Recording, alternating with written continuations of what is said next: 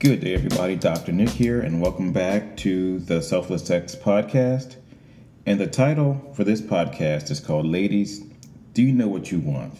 I will start this discussion by saying, if you've gone through a few of the units of Selfless Sex that are under the Learning tab in Facebook, you may have noticed that there is a lot of weight placed on the guys, on the men, to learn, relearn, unlearn various aspects of sexual health and their sexual behaviors, and also to expand their horizons in adapting to new behaviors. Fine. So the other day I was sitting there at work, and I was like, well, something's wrong here.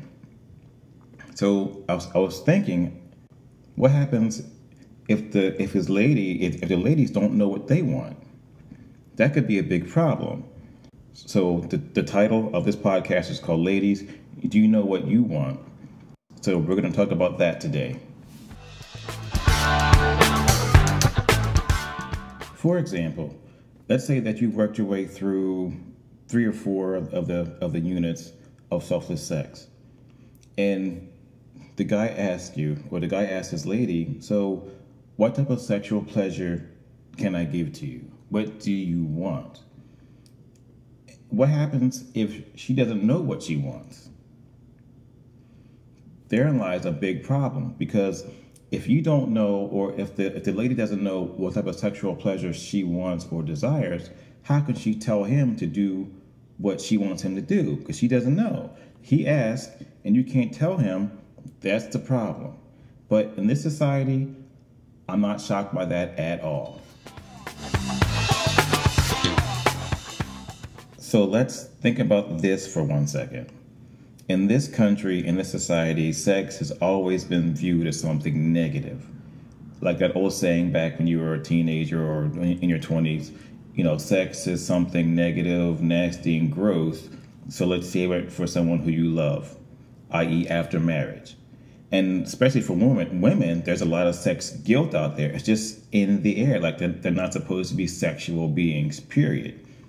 And let's not forget, before the sexual revolution, sex mainly was seen or viewed to be only for male pleasure and for procreation.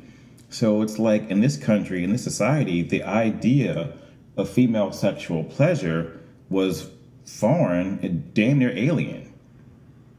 So the concept of doing any sort of sexual self-exploration was wrong.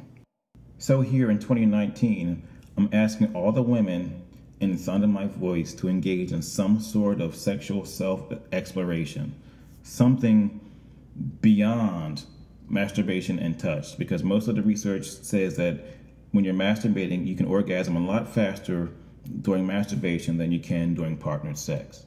You got that. Fine, but let's take it beyond that. What else is there? What else can you explore? What else can you find out about yourself?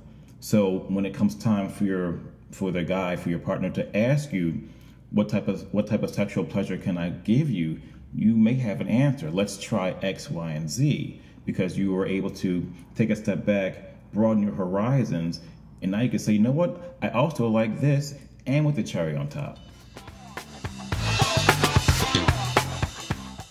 But check this out. Here's my proof. Because over the past week, I've been putting up erotic literature on Facebook. And I've gotten a lot of comments back about those stories. And people love them.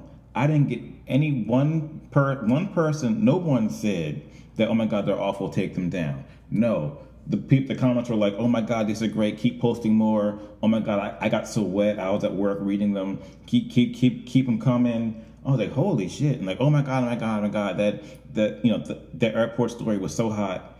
Truth be told, that The Arrival, that story, that was hot. I don't care what anybody fucking said. Oh my God, that story was hot.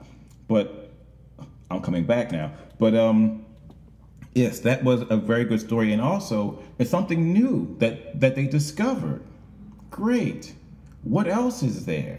So maybe you can just sit and read erotic literature with your partner. That's something new. That's something fun.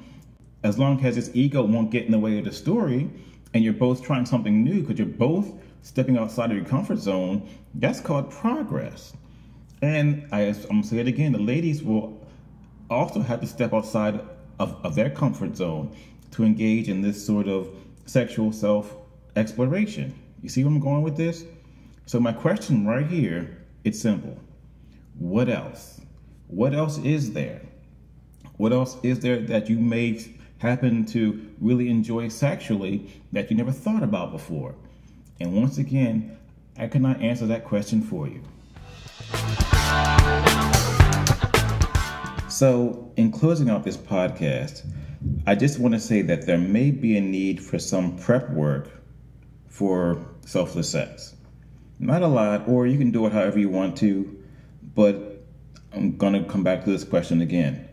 What type of sexual pleasure do you like? And truth be told, there probably are many women out there who already know what type of sexual pleasure they like, regardless of what society said for them to do or how they were supposed to fit their sexuality into this nice, neat little box and save it for their husbands or whoever. And my question for them is, what else? Is there something more you can do to add to your sexual health? That's just a general question. Only you can answer that. And my goal is that as a couple, you guys start to work through these issues or work through this together. It's not even an issue. Just work through it together. And it's fun and light. So you can both learn some things about each other, which in turn could take you both to a different type of intimacy or a different level of intimacy. Just some food for thought. So on that note, I'm out. You guys have a great day. Stay tuned, and I'll talk to you soon. Take care.